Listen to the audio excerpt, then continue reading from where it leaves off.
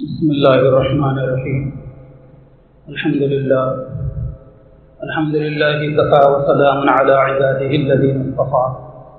أما بعد أعوذ بالله من الشيطان الرجيم. بسم الله الرحمن الرحيم. ولا تمش في الأرض مرحا إنك لن تخرق الأرض ولن تبلغ الجبال طولا. صدق الله المولانا العظيم. وقال رسول الله صلى الله عليه وسلم فأعطوا الطريق حقه. قالوا وما حق الطريق يا رسول الله؟ قال النبي صلى الله عليه وسلم غض البصر، كف العذى، رد السلام، والأمر بالمعروف ونهي عن المنکر، او کما قال النبی صلی اللہ علیہ وسلم. قابل احترام دینی بھائی اور عزیزو، قرآن مجید کی ایک آیت مبارکہ میں نے تلاوت کی ہے اور اسی عنوان کی ایک حدیث مبارکہ بھی پڑھی گئی ہے. اسلام اپنے ماننے والوں کو جہاں شریعت و سنت کی باتیں بتلاتا ہے،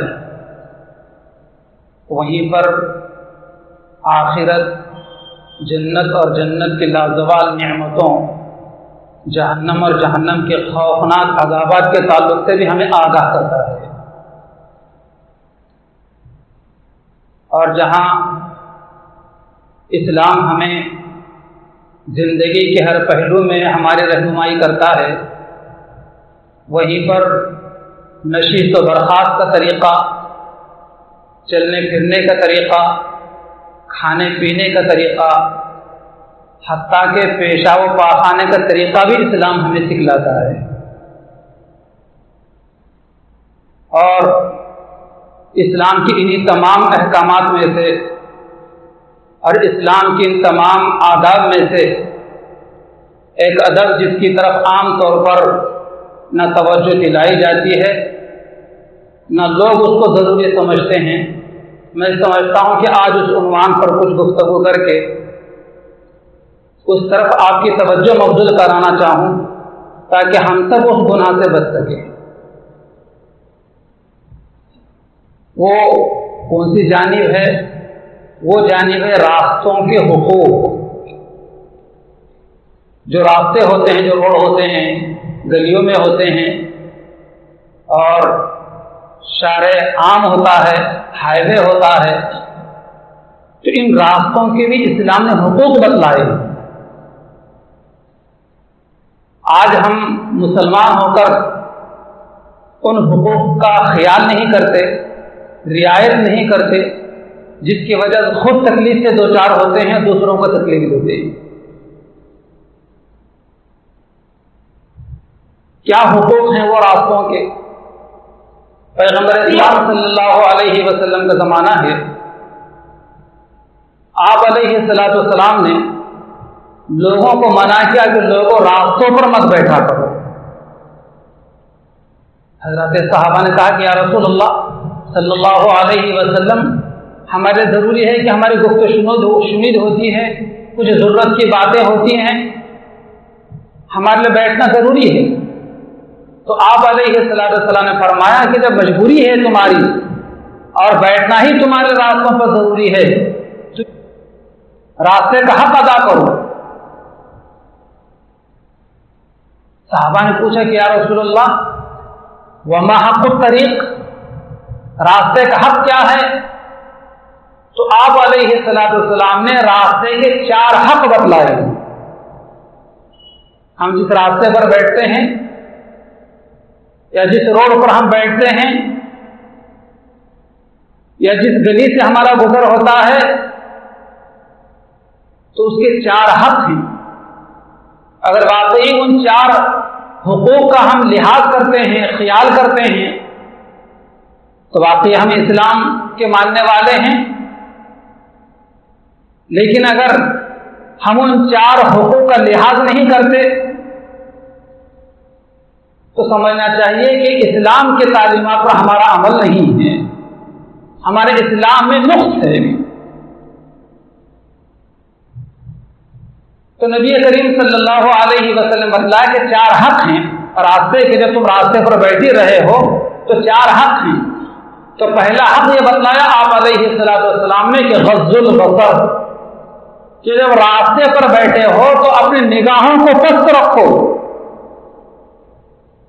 اس لیے کہ اس راستے سے گزرنے والے عورتیں بھی ہوں گی، مہلائیں بھی ہوں گی، نوجوان بچیاں بھی ہوں گی۔ جب آپ نے اپنے لیے راستوں پر بیٹھنا ہی ضروری سمجھ لیا ہے تو اپنے آنکھوں کی حفاظت بھی کرو، نگاہوں کو پست رکھو، ہر آنے والی ہر گزرنے والی عورت پر آپ کی نگاہ پڑنے نہ پائے۔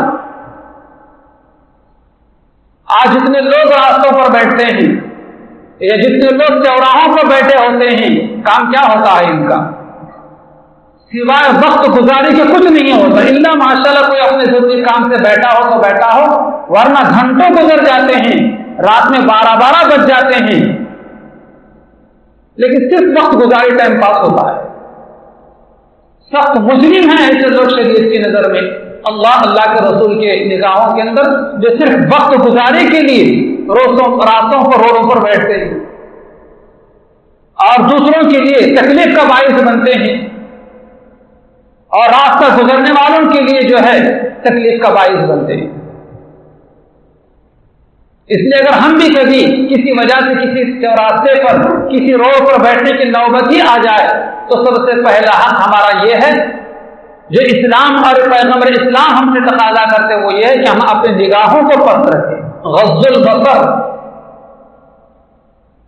عورتوں کو، گزرنے والے عورتوں کو نہیں کہا گیا بلکہ مردوں کو کہا گیا کہ تم بیٹھے ہو اپنی نگاہوں کی حفاظت کرو۔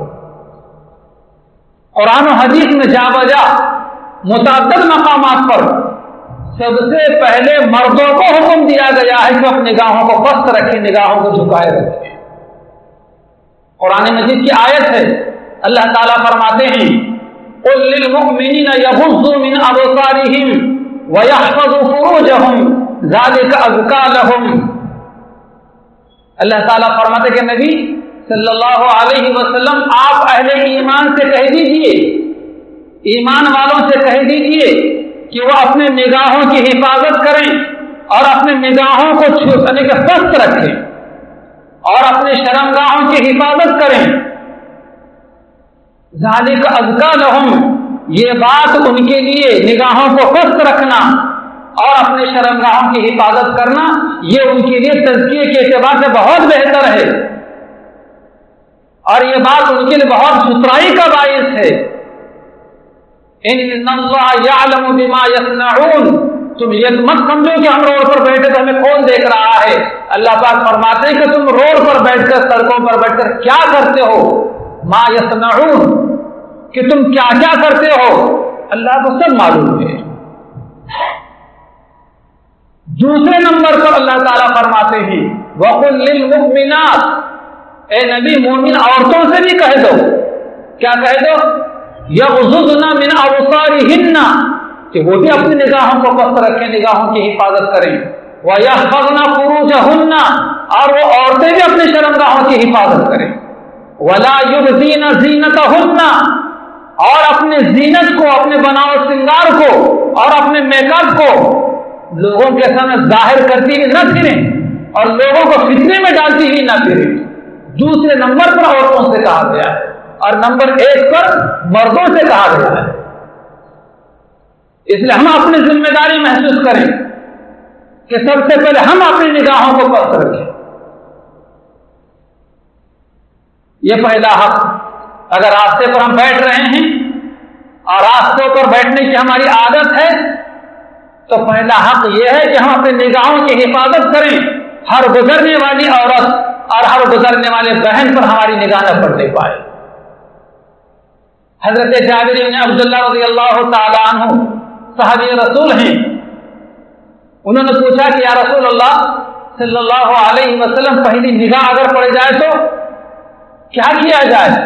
تو آپ علیہ السلام نے ان کو حکم فرمایا کہ فوراً تم اپنی نگاہوں کو پھیر دو، یہ نہیں کہ جھانکتا کرتے رہو اور پہلی نگاہ معاف ہے اس لیے ایک نگاہ بھی تو 10 منٹ تک اس کو دیکھتی رہے، ایسا نہ ہو۔ اچانک نگاہ اگر پڑی جائے تو فوراً اپنی نگاہ کو پھیرو. یہ نبی کریم صلی اللہ علیہ وسلم کی تعلیمات ہیں، یہ اسلام ہے، یہ دین ہے، یہ شریعت و سنت ہے جس کا لحاظ ہمارے پاس ہونا چاہیے تو ہم صحیح مانا کر مسلمان ہیں. اللہ تعالی ہمیں اس کا لحاظ رکھنے کی توفیق عطا فرمائے. اور دوسرا حق راستے کا آپ علیہ الصلوۃ والسلام فرماتے ہیں کف العزا. کف العزا کا مطلب ہوتا ہے راستے سے تکلیف دینے والی چیز کا ہٹانا. راستے میں کوئی بھی کانچ پڑی ہوئی ہو، کوئی پتھر پڑا ہوا ہو، کوئی اینٹ پڑی ہوئی ہو، کوئی لکڑی پڑی ہوئی ہو، کسی بھی گزرنے والے کو تکلیف ہو سکتی ہے. کوئی ٹھوکر کھا سکتا ہے، کوئی گر سکتا ہے، کسی کا پیر سلپ ہو سکتا ہے. ہمیں ایسا محسوس ہو کہ اس چیز سے دوسرے کو تکلیف ہو سکتی ہے، ایسی ساری چیزوں کو راستے سے ہٹا دینا آپ کا فرض ہے. آپ راستے پر بیٹھے ہوئے،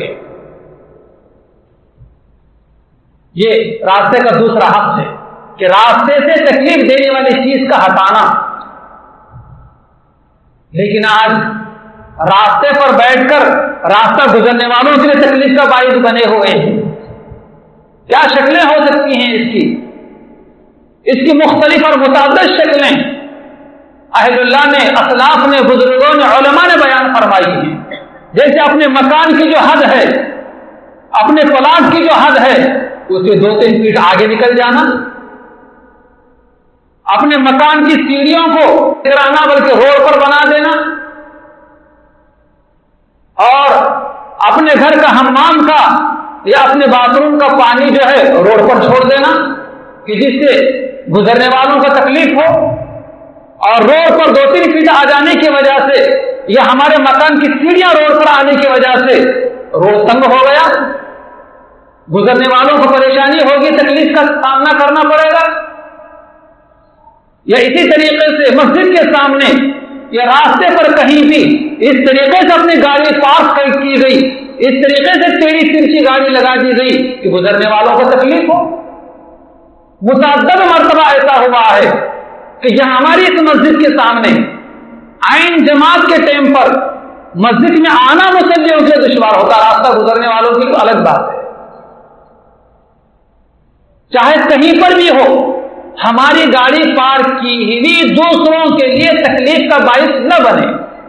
ٹریفک کے جو قانون ہیں، جو اصول بنائے گئے ہیں، اس کا لحاظ کرنا ہر مسلمان کے لیے ضروری ہے.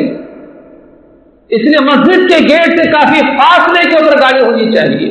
خدا نہ خاصا کوئی ناخوشگوار واقعہ پیش آ جائے مسجد کے اندر تو تیزی کے ساتھ مسلمانوں کو باہر نکلنے میں کوئی دشواری نہ ہو، کوئی پریشانی نہ ہو.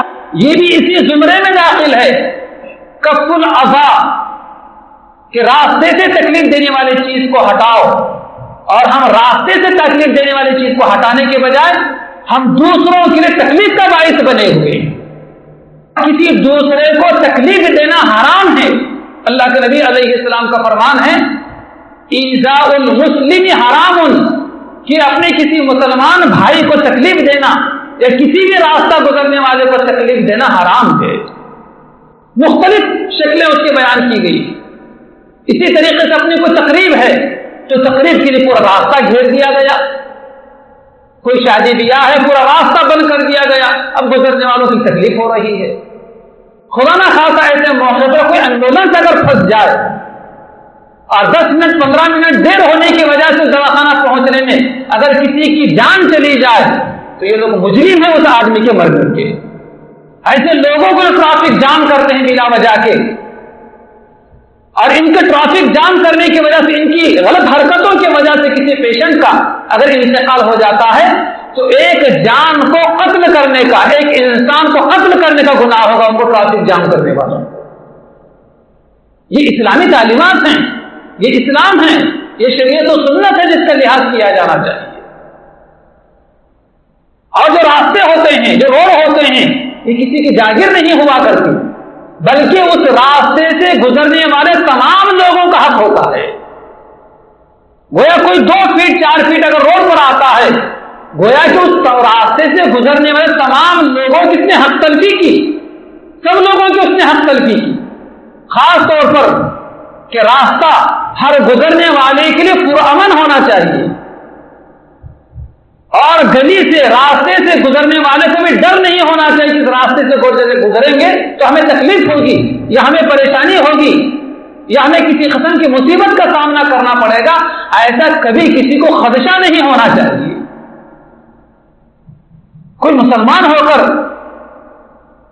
اپنے حد کو چھوڑ کر روڈ پر اگر 1-2 فٹ آگے بڑھ جاتا ہے، نبی کریم صلی اللہ علیہ وسلم فرماتے ہیں کہ اتنا حصہ 7 زمین تک کا قیامت کے اس کے گلے میں ہار بنا کر ڈال دیا جائے.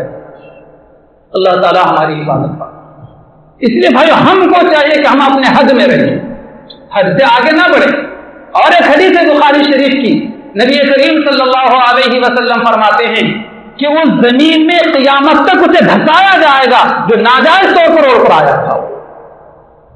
حالانکہ اس کا حق نہیں تھا، اس کا حق کہیں اور پیچھے ہے، لیکن یہ آگے آ رہا ہے. یہ اسلام ہے، یہ اسلامی تعلیمات ہیں، یہ شریعت و سنت ہے. میں یہ بات آپ کو سناؤں تو حیرت ہوگی. نبی کریم صلی اللہ علیہ وسلم کا مبارک زمانہ ہے، اور راستے پر ایک درخت کی ٹہنی روڈ پر آئی ہوئی تھی جو ہر گزرنے والے کو تکلیف دیتی تھی. سب لوگ اس کو محسوس کرتے تھے، لیکن کسی نے ہمت کر کے اس ٹہنی کو توڑ کر راستہ صاف کرنے کی کوشش نہیں کی. ایک صاحب نے ہمت کر کے کلاڑی لے آئے اور اس درخت کو کاٹ دیا اور راستے کو صاف کر دیا، اور درخت کی ٹہنی اٹھا کر ایک طرف کو پھینک دیا، اور سارے گزرنے والوں کے لیے راستہ بالکل پرامن بن گیا. اب کسی کو کوئی گزرنے والوں کو تکلیف نہیں ہوا کرتی تھی. نبی کریم صلی اللہ علیہ وسلم اس منظر کو دیکھا کہ ایک آدمی جس ٹہنی سے، جس درخت سے راستہ گزرنے والوں کو تکلیف ہوا کرتی تھی، اس تکلیف دینے والے چیز کو راستے سے ہٹا دیا. اللہ کے نبی علیہ السلام اس منظر کو دیکھ کر فرمایا کہ میں نے اس آدمی کو جنت میں چلتے پھرتے دیکھا ہے.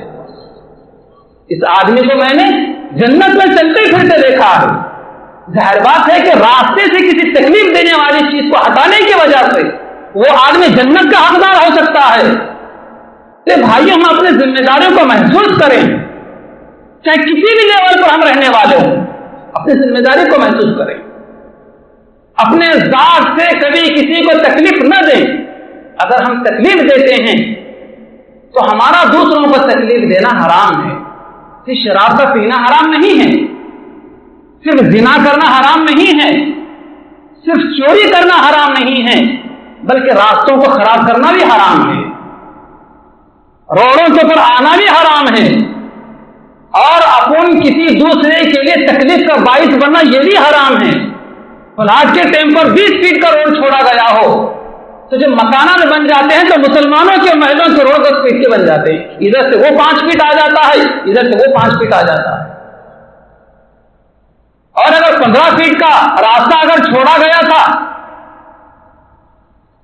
تو بعد میں جب آبادی بس جاتی ہے، مکانات بن جاتے ہیں تو 7-8 فٹ کا روڈ ہو کر رہ جاتا ہے. تو یہ جائز نہیں ہے، اس وقت گناہ ہے. یہ گناہ کی بات ہے جس کو سمجھا جائے. آج اگر ہماری توجہ اس طرف نہ ہو تو قیامت کے دن اللہ کی باغپر سے، اللہ کی پکڑ سے بچ نہیں سکتے. دنیا کتنے دن کی زندگی ہے، دنیا کا گھر کتنے دن کا گھر ہے، سب کو چھوڑ چھاڑ کر جانا ہے. لیکن وہاں کی زندگی ہمیشہ کی زندگی، وہاں کی نعمت ہمیشہ کی نعمت، اور وہاں کی راحت و آرام ہمیشہ کے راحت و آرام. اور دنیا کی عارضی چیزیں ہیں یہ ساری کی ساری چیزیں. اس لیے جہاں ہم دنیا کی فکر کرتے ہیں ہمیں چاہیے کہ ہم اپنے آخرت کو سامنے رکھ کر زندگی گزاریں. یہ ہے کف الاذی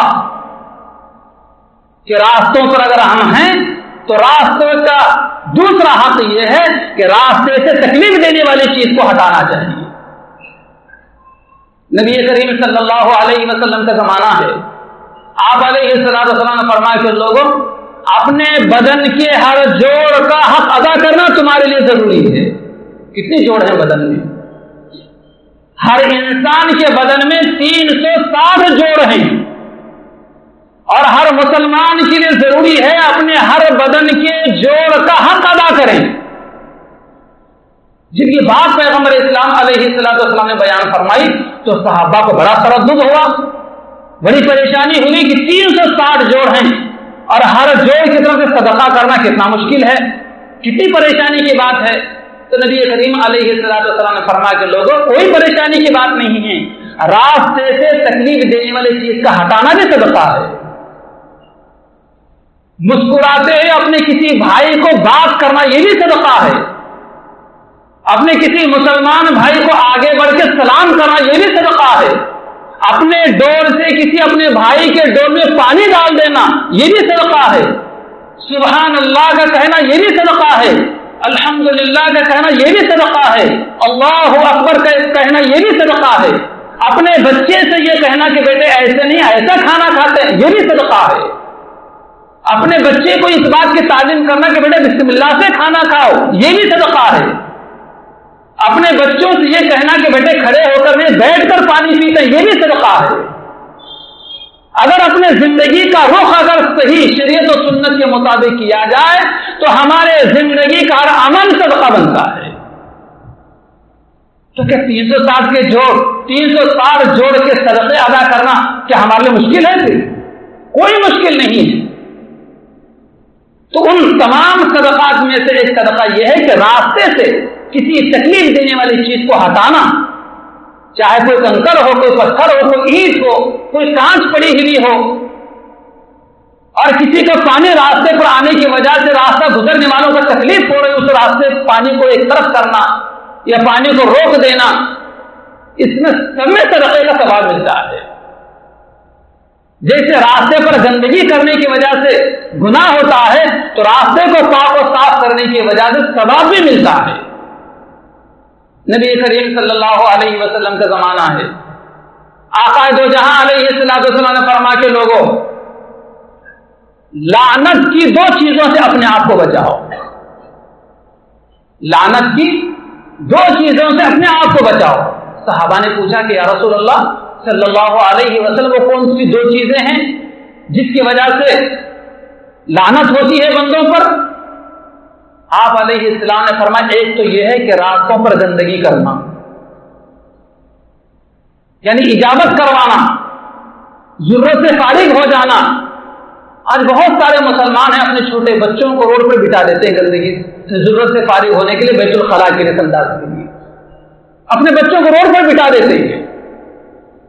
اب جتنے لوگ اس راستے سے گزریں گے، جتنے لوگوں کی نگاہ پڑے گی، جتنے لوگوں کو کراہیت ہوگی، تکلیف ہوگی، اتنے سارے لوگوں کو تکلیف دینے والا اس کی ماں اور باپ ذمہ دار ہے۔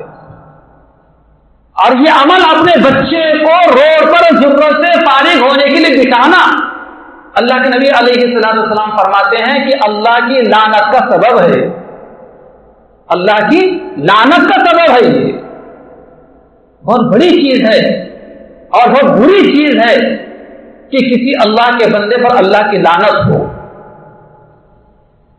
تو اس لیے کبھی ہم اپنے نہ راستوں کو گندا کریں، نہ اپنے چھوٹے بچوں کو روڈوں پر بٹھائیں، نالیوں پر بٹھائیں کہ جس کی وجہ سے وہ ضرورت سے فارغ ہو اور آنے جانے والے لوگوں کو تکلیف ہو۔ کبھی ایسی حرکت نہیں۔ اور دوسری چیز جو لعنت کی مستحق سبب بنتی ہے وہ فرمایا آپ علیہ السلام نے کسی سائے کی جگہ میں، کسی مکان کا سایہ ہو، کسی درخت کا سایہ ہو، جہاں لوگ تھوڑی دیر کے لیے بیٹھ سکتے ہیں، کوئی راستہ گزرنے والا ضعیف آدمی تھوڑی دیر کے رک کر اپنے سانس لے سکتا ہے، تازہ دم ہو سکتا ہے، اپنے تھکان دور کرنے کے لیے اس سائے میں بیٹھ سکتا ہے۔ کوئی پھلدار درخت ہے، کوئی گھنا درخت ہے، اس کی چھاؤں ہے، مسافر وہاں بیٹھ سکتے ہیں۔ لیکن کوئی اگر وہاں پر بیت الخلاء سے فارغ ہو جائے تو کوئی بیٹھ سکے گا وہاں پر؟ تو کسی بھی سائے کی جگہ پر ضرورت سے فارغ ہونا، اللہ کے نبی علیہ السلام نے اس کو بھی لعنت کا سبب فرمایا ہے، اس کو بھی لعنت کا سبب فرمایا ہے۔ تو بہرحال یہ 2 چیزیں جو راستے کے حقوق میں سے ایک تو یہ ہے کہ اپنی نگاہوں کو پست رکھا جائے، راستے سے ہر گزرنے والی خاتون پر نگاہ نہ پڑنے دی جائے۔ جیسے ہماری بیٹیاں ہوتی ہیں، جیسی ہماری بہویں ہوتی ہیں، جیسی ہماری ماں بہنیں ہوتی ہیں، وہ بھی کسی نہ کسی کی ماں بہن ہیں، وہ بھی کسی کی بہو بیٹی ہے۔ ہم کیوں کسی کے اوپر نگاہ ڈالیں اور کیوں اپنے نگاہوں کو گندا کریں؟ نبی کریم علیہ السلام فرماتے ہیں العینانی زناہما النظر، اللہ کے نبی علیہ السلام فرماتے ہیں کہ آنکھوں کا زنا کسی کو دیکھنا ہے، کسی کو دیکھنے سے مراد ہے کسی عورت کو دیکھنا، کسی لڑکی کو دیکھنا ہے، اس لیے اپنی نگاہوں کی حفاظت بنیادی طور پر ضروری ہے۔ اور دوسری چیز راستے سے تکلیف دینے والی چیز کا ہٹانا، اور تیسرا حق راستے کا رد السلام، سلام کا جواب دینا ہے۔ سلام کا، ہم راستے پر بیٹھے ہوئے ہیں، کوئی راستہ گزرنے والا اگر ہمیں سلام کر دے تو راستے کا حق یہ ہے کہ سلام کا جواب دیا جائے۔ نبی کریم علیہ السلام فرماتے کہ سوار پیدل چلنے والے کو سلام کرے اور پیدل چلنے والا بیٹھنے والوں کو سلام کرے، یعنی اوپر والے کو تعلیم و تلقین ہے کہ وہ نیچے والوں کو سلام کرے تاکہ اوپر والے کی اثر کم ہو، اسے گھمنڈ نہ آئے، اس میں فخر نہ آئے، اس لیے اوپر والے کو بڑے کو چاہیے تو سلام نیچے والے کو کرے۔ سوار اگر ہے گاڑی پر تو پیدل چلنے والے کو سلام کرے، پیدل اگر چل رہا ہے تو بیٹھے ہوئے لوگوں کو سلام کرے، تھوڑے لوگ اگر ہے تو زیادہ لوگوں کو سلام کرے۔ نبی کریم علیہ السلام کی سنتوں میں سے ایک سنت یہ بھی ہے کہ آقا دو جہاں صلی اللہ علیہ وسلم جس راستے سے گزرتے تھے اس راستے سے گزرنے والے تمام بچوں کو حضور سلام کیا کرتے، بچے سے انتظار میں رہتے کہ آقا آ رہے ہیں، اپنی نظروں کو چھپا لیتے کہ حضور آئیں گے تو ہم سلام کریں گے، لیکن بچوں کے سلام کرنے سے پہلے حضور ہی سلام کر دیا کرتے تھے۔ اسی طریقے سے اپنے گھر کی خواتین کو بالخصوص اپنے بیوی کو سلام کرنا یہ شوہر کی ذمہ داری ہے۔ کیا ہم اپنے بچوں کو سلام کرتے ہیں؟ کیا ہم اپنی بیوی کو سلام کرتے ہیں؟ گھر کی خواتین کو سلام کرتے ہیں؟ کرتے تو بہت اچھی بات، اللہ مبارک کرے، آپ کی دعائیں اللہ ان کے حق میں اور ان کی دعائیں اللہ پاک آپ کے حق میں قبول فرمائے، لیکن نہیں کرتے ہیں تو کرنا چاہیے، سنت رسول اللہ ہے۔ صرف دسترخوان پہ میٹھا ڈھونڈنا ہی سنت نہیں ہے بلکہ یہ بھی سنت ہے۔ میں یہ واقعہ سنا حضور پاک علیہ السلام کے زمانے کا، تو جہاں معلومات میں اضافہ ہوگا وہیں پر عمل کا حوصلہ بھی ہوگا۔ حضور پاک علیہ السلام کا زمانہ ہے، حضور کی عادت مبارکہ جب بھی حضور گھر میں تشریف لاتے تو مسکراتے ہوئے اور سلام کرتے حضور گھر میں آیا کرتے تھے۔ لیکن ایک مرتبہ کا واقعہ ہے کہ حضور صلی اللہ علیہ وسلم گھر میں آئے، چہرے پر کوئی مسکراہٹ نہیں اور آپ نے سلام بھی نہیں کیا، آئے اور اپنے گھر میں بیٹھ گئے۔ حضور پاک علیہ السلام کی چہیتی بیوی حضرت خدیجہ کبریٰ رضی اللہ تعالیٰ عنہ نے محسوس کیا کہ میرے آقا پر کوئی بات آج سوار ہے، کسی گہری سوچ میں، کسی فکر میں آپ ڈوبے ہوئے ہیں۔ اپنا کام چھوڑ کر حضرت خدیجہ حضور کے پاس آئی، اپنے شوہر کے پاس، سرتاج کے پاس آئی اور آنے کے بعد کہنے لگی یا رسول اللہ صلی اللہ علیہ وسلم کیا بات ہے؟ کسی گہری سوچ میں آپ لگ رہے ہیں، کسی پریشانی میں آپ ہیں؟ تو حضور نے فرمایا کہ کیوں خدیجہ، کیا محسوس کر رہی ہیں آپ؟ تو خدیجہ رضی اللہ تعالیٰ کہا کہ یا رسول اللہ صلی اللہ علیہ وسلم آپ جب بھی گھر میں تشریف لاتے تو چہرے پر مسکراہٹ ہوتی اور آپ سلام کرتے ہوئے تشریف لاتے، لیکن آپ کے چہرے پر آج کوئی مسکراہٹ بھی نہیں اور آپ نے سلام بھی نہیں کیا۔ تو حضور صلی اللہ علیہ وسلم اپنی جگہ سے فوراً اٹھ کر کھڑے ہو گئے، گھر کے باہر کافی دور تک نکل گئے اور روزانہ کا ہمیشہ کا جو گھر میں آنے کا طریقہ اور معمول آپ کا تھا اسی انداز سے مسکراتے ہوئے سلام کرتے ہوئے گھر میں داخل ہوئے اور اپنی بیوی خدیجہ کو بلایا اور کہا کہ خدیجہ اللہ آپ کو جزائے خیر دے، آپ کا بہت بہت شکریہ، تم نے اللہ کے ایک بندے کو بہت بڑے خیر اور بھلائی کے کام سے محروم ہوتے ہوتے بچا دیا۔ دیکھا، معلوم ہے کہ مرد کی ذمہ داری آگے بڑھے تو دوسرے لوگ ہم سے خود ہی آگے بڑھیں گے، اگر ہم ہی آگے بڑھنا چھوڑ دیں تو دوسرے لوگ آپ کو بھی محروم کر دیں گے۔ بس یہ چند باتیں میں نے عرض کی ہیں۔ اللہ تعالیٰ سے دعا ہے کہ اللہ پاک ہمیں عمل کی توفیق عطا فرمائے اور راستوں کا صحیح معنی کر حق ادا کرنے کی توفیق عطا فرمائے۔ آمین و آخر دعوانا